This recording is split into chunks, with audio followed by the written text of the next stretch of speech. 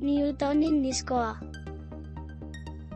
Isaac Newton Ingalaterrako zientzialari bat izan zen.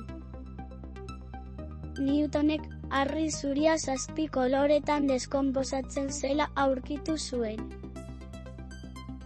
Fenomeno hori ortzadarra egiten denean ikus dezakegu.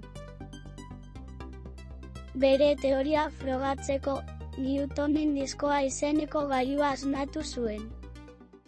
Gorri, laranja, hori, berde, urdin-argi, urdin eta bioleta kolorez margotutako sektoreak dituen zirkulu bat da. Diskoa abiadura handian biratzen denean, koloreak konbinatuta ikusten dira eta kolore zuria sortzen da. Newton zuzen bazegoen ikusteko, 4 urteko gelan Newtonen zirkulu bat prestatu dugu. Lehenengo zirkulu bat marraztu eta 7 sektoretan zatitu dugu. Gero, ortzadarraren 7 koloreak aukeratu eta Israelek diskoaren sektoreak margotu ditu.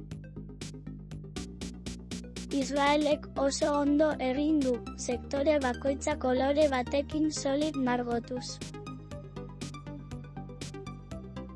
Diskoa ziba baten gainean itsatsi dugu. Diskoa probatuko dugu. Kontuan izan diskoak abiadura handia hartu behar duela froga ondo egiteko.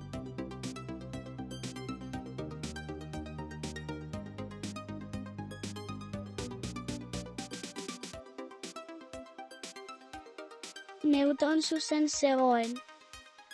Kolore zuria sortzen da.